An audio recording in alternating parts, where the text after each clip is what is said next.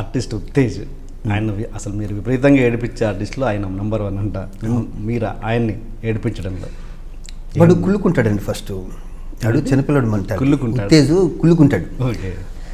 వాడి ఫేస్లో తెలిసిపోతుంటుంది ప్రతిది ఎక్స్ప్రెషన్. వాడు ప్రేమ వచ్చినా కుళ్ళు వచ్చినా కుళ్ళు ఎక్కువ ఉంటుంది. అంటే ప్రేమ కన్నా వాడి ఫేస్ టోటల్గా వాడి ఫేస్ మౌల్డే కుళ్ళు ఫేస్ ఉత్తేజ్ది. పైగా నా విషయంలోనూ ఎక్కువ కుళ్ళుకుంటాడు ఏదైనా సరే.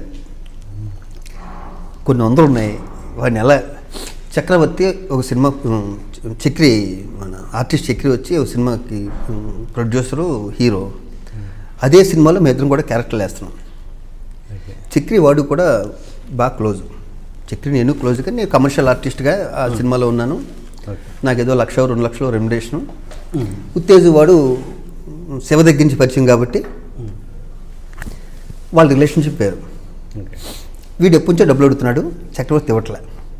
ఆ విషయం వీడు నా దగ్గరికి వచ్చి మొరపెట్టుకుంటున్నాడు రోజు. చూడన్నయ్య, ఫ్రెండ్స్ నేనే తీసుకొచ్చాను వీడిని ఇండస్ట్రీకి, నేనే రాము గారి పరిచయం చేశాను, 15,000 అడుగుతున్నాను అన్నయ్య, ఇవ్వట్లేదన్న. నాకు అది చాలు, నాకు ఎంటర్టైన్మెంట్ ఒక్కటి చాలు. ఓహని రే చక్రి, వాడు ఎదురుకుండా నువ్వు నాకు డబ్బులు ఇవ్వరా, అలా అసలే కుళ్ళిపోతారు కదా అన్నాను.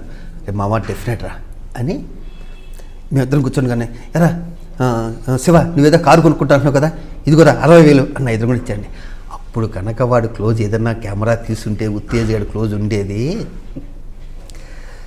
మొత్తం యూనిట్ ప్రతి ఎవరి దగ్గరికి వెళ్ళిపోయి, డబ్బులు టాలెంట్ అండి, డబ్బులు వసూలు చేయాలంటే. కొత్త కారు అది చక్రి కొనుక్కుందాం, కారు ఒకటి రమ్మన్నాడు ఓకే లొకేషన్కి. ఆ కారు నేను కొంటున్నాను, దానికి అడ్వాన్స్ కింద 60,000 తీసుకున్నాను. నాకు ఇంటి రెంట్ కట్టాలి, పాలు బిల్లు కట్టాలని 15,000 అడుగుతుంటే ఇవ్వట్లేదు. వాడు చూసారా, కొత్త కారు ఆల్రెడీ కారు ఉంది, ఇంకో కారు కొంటానుగానే వీడు తీసుకొచ్చి 60,000 ఇచ్చేసాడు వాడికని. లైట్ మెన్స్కి తెలుసు మేమిద్దరం యాక్ట్ చేస్తున్నామని, సెట్ వాళ్ళు తెలుసు, మేకప్ వాళ్ళు తెలుసు, ఎంటైర్ మొత్తం యాక్ట్ చేస్తున్నాడు వాడి దగ్గర. వీడు అందరి దగ్గరికి వెళ్ళి మొదపెట్టుకుంటున్నాడు. ఈవినింగ్ ఇంటికి వెళ్ళేటప్పుడు చెప్పాం, రేపు పెచ్చదవా ఈ డబ్బులు కదరయ్యి చూసుకోరా ఎన్నో గొడవ పెట్టేస్తాడు. ఇలాంటి అసలు ఆడు రోజుకి ఒకటి ఆడుతాం. ఆడు నాకు ఇంటికి తట్టుకోలేక కోపాన్ని అంచుకుని ఇంటికి బొక్కేలు తీసుకొచ్చిన రోజులు కూడా ఉన్నాయి. దాసనారాయణరావు గారు పెద్ద ఇంత కూడా క్యారెక్టర్ ఇచ్చేసేవాడిని ఈ నేర్పించడానికి. అవును, వీడు ప్రకాష్ రాజ్ ప్రొడ్యూసరు, నేను క్యారెక్టర్ చేశాను దాంట్లో. ప్రకాష్ నేను అందరూ అక్కడ షూటింగ్లో ఉన్నాం, ఎక్కడ వైజాగ్లో ఎక్కడో. వీడు నాకు డబ్బింగ్ చెప్పేశాడు, ఇక్కడ ట్రాక్ డబ్బింగ్ చెప్పాడు. ఓకే ఓకే అది తెలుసు. నేను అప్పుడు వైస్ ప్రెసిడెంట్ మాలో. జగద్బాబు గారు, నేను, వంశీ అందరం కూర్చుండి ప్రకాష్ రాజ్ అన్నాడు, రే శివ నీకు ఉత్తేజ్ గారితో డబ్బింగ్ చెప్పించానని. అది చాలు నాకు. వెంటనే ఉత్తేజ్కి ఫోన్ చేశాను, ఎరా నేను అప్పట్లోనే 100 సినిమాలు పైగా చేశాను, నువ్వు ఎలా నాకు డబ్బింగ్ చెప్తావు అన్న. అది కాదన్నా ప్రకాష్ చెప్పాను, ఆటాడు రా చెప్పమంటానికి, నేను వైస్ ప్రెసిడెంట్ని, నువ్వు నాకే డబ్బింగ్ చెప్పేవంత ఇదా అన్నాను. అది కాదన్నా అన్నాడు. ఫోన్ కట్టేశానండి. కట్టేస్తే వంశీకి ఫోన్ చేస్తారుగా, వెంటనే ఫోన్ చేసి ఇలా శివాజీరాజు నాకు ఇలా వార్నింగ్ ఇచ్చాడు అని. నేను మురళీమోహన్ గారితో మాట్లాడి వెంటనే మురళీమోహన్ గారు ఫోన్ చేసి, అన్నయ్య మీకు ఉత్తేజ్ ఫోన్ చేస్తాడు, తప్పు కదా ఇలా డబ్బింగ్ చెప్పడం, నీ మీద కంప్లైంట్ పెడతామని చెప్పు అని చెప్పను అన్నయ్య, నువ్వు తిన్నగా ఉండవు శివాజీ అని. పాప మురళీమోహన్ గారు కూడా ఆయన కూడా ఫోన్ చేయగానే ఇలా అంటే, ఈ దాసరి గారి దగ్గరికి వెళ్ళిపోతుంటే మేము దాసరి గారికి కూడా ఫోన్ చేస్తాం, ఏంటి నీ మెంబర్షిప్ తీసేస్తాం ఇలా అని. ఆయన కూడా కలిపేసుకుని తట్టుకోలేకండి వాళ్ళ మిస్సెస్ పద్మ నాకు ఫోన్ చేసి, జ్వరం వచ్చేసిందండి నాకు కొన్ను, ఇంకెప్పుడు చెప్పనంటున్నాడు మీకంటే నువ్వు కూడా ఏంటి, మేము ఏదో ప్రాక్టికల్ ఒకసారి మొన్న ఇక్కడికి వస్తే పొద్దున్నే బెల్ల కొట్టే తలుపు తీయగానే బొకేసుకుని నీకు దండం పెడతాను నేను వదిలే, ఇంకెప్పుడు ప్రాక్టికల్ చూకాను. అంతెందుకు ఇక్కడ రమ్మని ఉత్తేజ్ని ఈ గదిలోకి వెళ్ళి, అక్కడ నా సెల్ ఫోన్ ఉంటుంది తీసుకురారు, ఇక్కడ ప్రాణం పోయినా వెళ్ళా గదిలోకి వెళ్ళవు. అవి కూడా అయిపోయింది. అదే ప్రాక్టికల్ జోక్ అనుకుంటారు. వెళ్తే ఏదో వెనకాల ఎవరిని దాక్కుంటారేమో, జడిపిస్తారేమో, ఏదో నవ్వుతుందేమో, ఏదైనా పెట్టాడేమో అనుకుంటాడు. అసలు నమ్మడు అసలు నన్ను. అందుకే అడవి ఎక్కువ వేస్తుంటా. హాయ్ శివాజ్ అన్న, I love you so much అన్న. నేను చూసిన ఫస్ట్ హీరో వైజాగ్లో మీరే. ఓ హీరో అంటే ఇలా ఉంటాడా, హీరో ఇలా నవ్వుతాడు, హీరో ఇలా నడుస్తాడు అంటే చూసాను. Your my friend, philosopher, guide, everything అన్న. అన్న నన్ను ఏడిపించినంత అసలు మీరు తప్ప ఇంకెవరు ఏడిపించుంటారు ఇండస్ట్రీలో, ఇటు ఇండస్ట్రీ కానీ ఇటు పర్సనల్ లైఫ్ కానీ. ఎన్నిసార్లు అన్న, ఎన్ని ఇన్సిడెంట్స్ ఉన్నాయి మీ గురించి, అసలు ఎన్ని ఎమోషనల్ ఇన్సిడెంట్స్ ఉన్నాయి, ఎన్ని టీజింగ్ ఇన్సిడెంట్స్ ఉన్నాయి. గుర్తుందా మీకు వినోద సినిమా మనం ట్రెజర్ ఐలాండ్లో చేస్తా ఉన్నాం సాంగ్. నాకు ఈత రాదని తెలిసి మీరు కృష్ణారెడ్డి గారితో సార్ ఈ పైనుండి దూకితే భలే ఉంటుంది కదా స్విమ్మింగ్ పూల్ అంటే, అనే నాకు ప్లీజ్ అన్న నాకు ఈత రాదు అంటే మీరు ఏం చేశారు, టప్పని దూకేశారు. చచ్చినట్టు నేను కూడా దూకేసాను, మొత్తం మునిగిపోతా ఉంటే మరి నన్ను లాగారు మీరు. ఇలా ఎన్నన్నా మీ గురించి. బట్ ఒక మేజర్ ఇన్సిడెంట్ చెప్తానన్న మీ గురించి. కౌరవుడ్ షూటింగ్ అనుకుంటా కదండి మీరు, మనం ఒక జాతర సెట్లో వర్క్ చేస్తూ ఉన్నాం. ఆ దున్నపోతు మాస్క్ ఒకటి వేసుకొని నన్ను విపరీతంగా భయపెట్టి, నాకు బాగా గుర్తు 5,000 రూపాయల క్యాష్ ఒక రూమ్లో పెట్టి, అరే వెళ్ళి 5,000 ఉన్నారా రూమ్లోకి వెళ్ళి తీసుకురాపో అని చెప్పారు మీరు. ఆ రూమ్లో ఏదీ లేదని తెలుసు, ఎవరూ లేరని తెలుసు, అయినా నాకు అసలు ఆల్మోస్ట్ అరే కాదు ఏముంది వెళ్ళి తీసుకురావచ్చు కదా, 5,000 నావే కదా అనిపిస్తుంది. బట్ నువ్వు ఎట్లా అంటే అరే ఏంటి సింపుల్ రా, అందులోకి వెళ్ళి 5,000 తెచ్చుకోరా, నీకు పెట్టాను, ఇక చూడు ఈ అబ్బాయికి ఇచ్చి పంపిస్తున్నాను, అందులో ఉన్నాయి తీసుకో అంటే నీ గురించి నమ్మక టెన్షన్ పడిపోయి అసలు 5,000 మిస్ అయ్యాను అనుకో. అంటే ఇలా ఎన్నన్నా బహుశా నువ్వే చెప్పేస్తావు నా గురించి, ఏది బహుశా హరిశ్చంద్ర డబ్బుల విషయం చెప్పేస్తావు, తర్వాత ప్రకాష్ రాజ్ డబ్బింగ్ విషయం చెప్పేస్తావు. బట్ ఎనివే ఇంత ఏడిపించడం వెనక నీ సో మచ్ ఆఫ్ లవ్ ఉంటుందనే. సో నేనంటే బాగా కన్సర్న్ ఉంటుంది. సో మా మూవీ ఆర్ట్స్ అసోసియేషన్ ప్రెసిడెంట్ గారు, I love you so much, long live, I love you forever అన్నయ్య. Thank you. మీ ఇండస్ట్రీ పరంగా మా ఫ్యామిలీలో మీరు అందరికీ చాలా ఆప్తులు నాకు తెలిసి, కానీ కొంతమందితో మీకు చిన్న చిన్న మనస్పర్ధలు మరి మీకున్నాయా, వాళ్ళ సైడ్ నుంచినే తెలియదు. కానీ మీకు బ్రహ్మానందం గారికి ఏంటి గొడవ? అప్పుడు చాలా పెద్ద గొడవ అయింది. అది పరిటాల రవి గారి వైపు మోహన్ బాబు గారి దాకా వెళ్ళి మిమ్మల్ని పిలిపించడం కూడా జరిగిందంట. అది క్లారిటీ లేదు ఆ విషయంలో, ఒకసారి అది చెప్పండి. నాకు బ్రహ్మానందం గారికి నాకు గొడవ అయిందండి. తర్వాత మీ ఇద్దరం కలిసిపోయి మీ ఇద్దరం నన్ను తిరుపతి కూడా తీసుకెళ్ళాడు బ్రహ్మానందం. అది వదిలేద్దాం. గొడవ కారణం కూడా పాత కాబట్టి ఇప్పుడు నేను చెప్పేదాన్ని కెలుక్కుని వేస్ట్. ఓకే. డబ్బు అంటే అందరికి ఇష్టం, మరి ఎక్కువ ఇష్టం కూడా మనం ఏం పట్టుకెళ్ళాం, మరి ఎక్కువ ఇంట్రెస్ట్ కూడా ఎవరికి ఉండకూడదు. న్యాచురల్గా డబ్బు విషయంలోనే వచ్చింది అది. ఓకే. బ్రహ్మానందం గారికి నాకు డబ్బు విషయంలోనే వచ్చింది. ఓకే. నేను భరణి మల్లికార్జున మొత్తం అంతా కలిసి బ్రహ్మానందం చారిటబుల్ ట్రస్ట్ నోట్ పెట్టాం.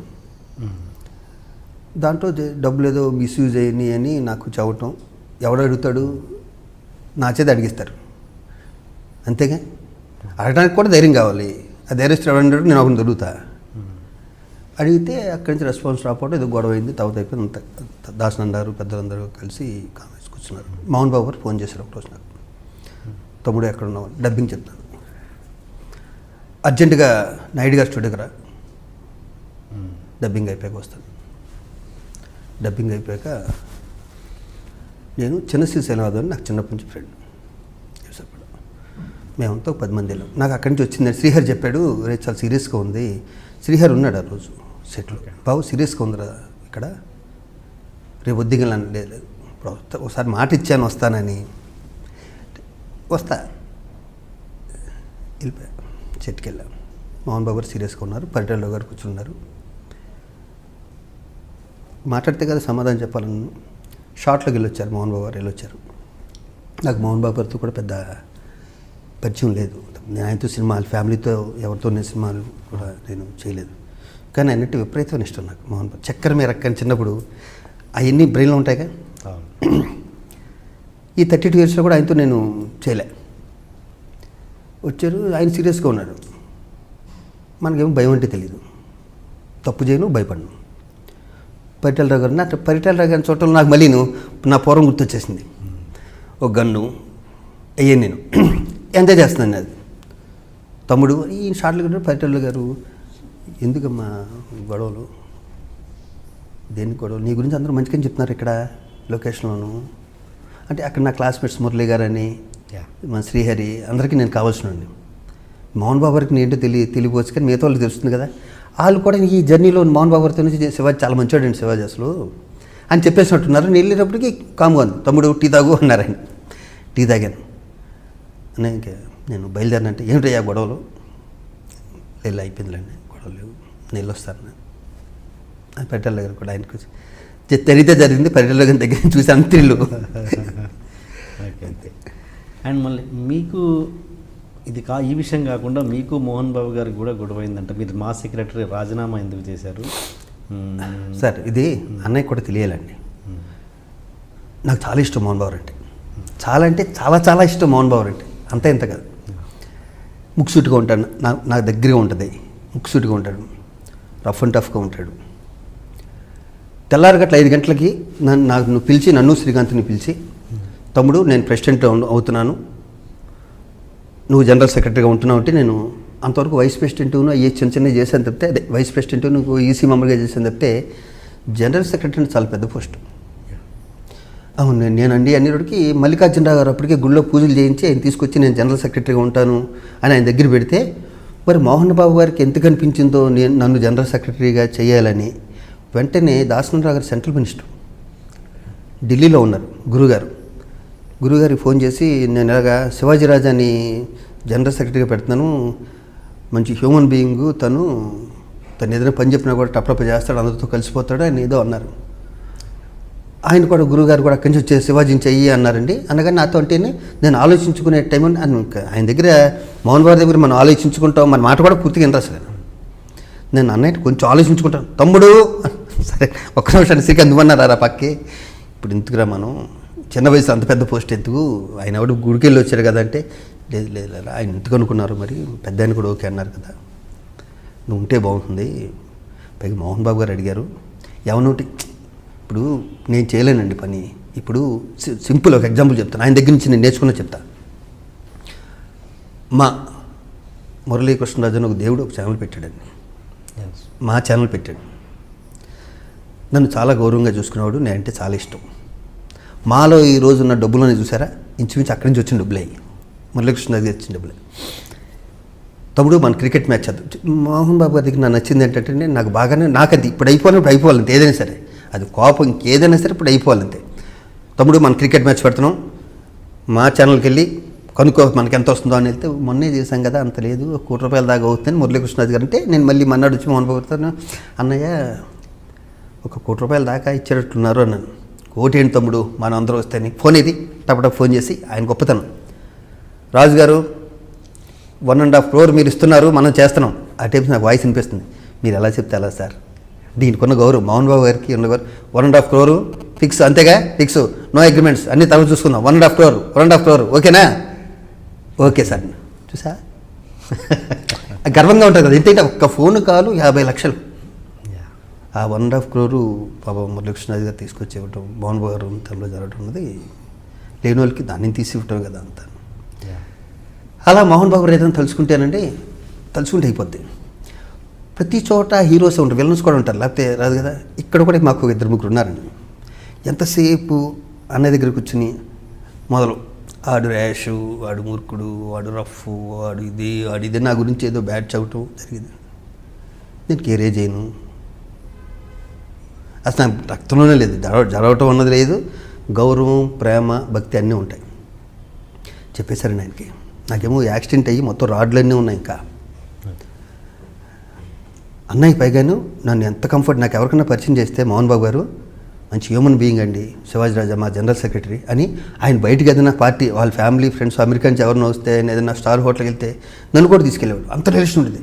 నన్ను ఎంత బాగా చూసుకునేవారో చెప్పలేము అనమాట. ఎవరు మోసేసారో బాగా మోసేశారు. నాడు ఎవడు మాట ఏండు, వాడు యారిగెంటు, వాడు ఇది వాడది అని.